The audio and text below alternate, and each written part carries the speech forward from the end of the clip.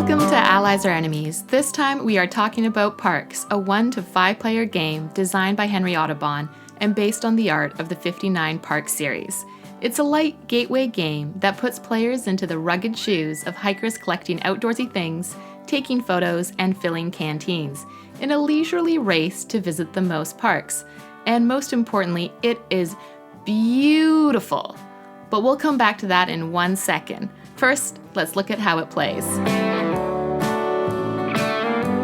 Parks is a fairly simple game. Each player starts with 2 hikers, and on their turn they move one of those hikers to a space on the trail and gather the resources depicted there and/or take the action on that space. These actions let you do things like trade for wild resources, take photos, or use your resources to score parks. The trick of it is that your hikers can only move forward like nature-loving sharks, and only one of them can be on each space at a time, with one exception per round where you can make a campfire and a short-term friend.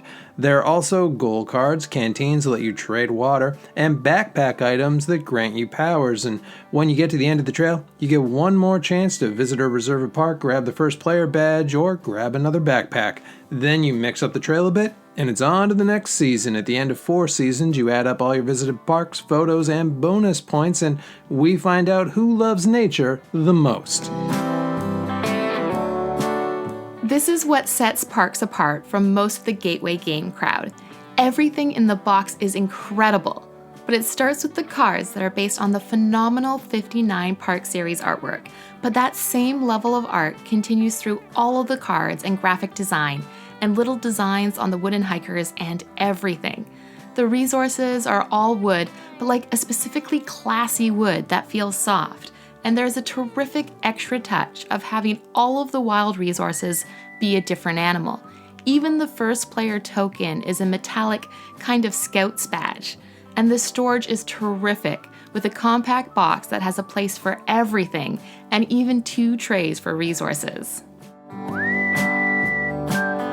Parks plays for 1 to 5 players, and it works okay pretty much across the board, though it does feel a bit different at different counts. At 2, you've got a lot more room to move, so a trip down the trail will likely have a few more stops, whereas at 4, there will be a lot of traffic, so you may need to jump ahead a bit further or use that campfire sooner than you'd like. It's not a huge difference, however, and both styles are fun. 5 might be a bit tight, however, as even with the extra tile, 4 was getting cramped. The solo game also plays pretty well, with 2 AI park rangers that kinda get in your way and spark mini trail events. It's a best score system, but the rangers make it feel a bit more dynamic, and it mostly captures the same feeling of the full game. This is where Parks takes a bit of a hit. On the plus side, it is a relaxing game with a simple rule set that has enough competition to keep you coming back, which are all staples of a great gateway game. But the experience is not going to change drastically from game to game. There are only 4 variable trail sections, and you will generally get a similar mix of seasons, backpacks, and canteens, even if you never run through the decks. The big bit of variability is the endgame goals, but even here they are mostly score parks with X number of a resource, and they aren't going to be worth enough to give them more than a secondary thought. This doesn't mean you'll get tired of it quickly. We are a dozen games in and still happy to play more.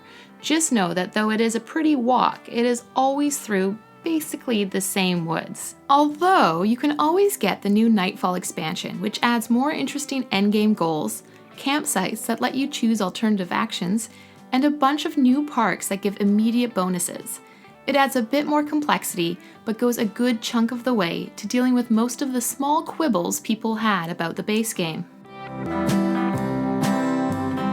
Parks is an ideal game for new gamers. It's teachable in 10 minutes and has a package that will make people want to learn it and play it. And while it is competitive, it never feels cutthroat, so even players that don't score well will generally have a good time. A big part of that is that the art and the bits all feel classy. They're just fun to look at and to play with. That said, there is a subsection of gamers who want a certain amount of depth and variability, and this game's probably not for you, but if you want a pretty alternative to Ticket to Ride that you can play with your whole family, or just to mix in a lighter game that's still worth playing, this is a well-made choice.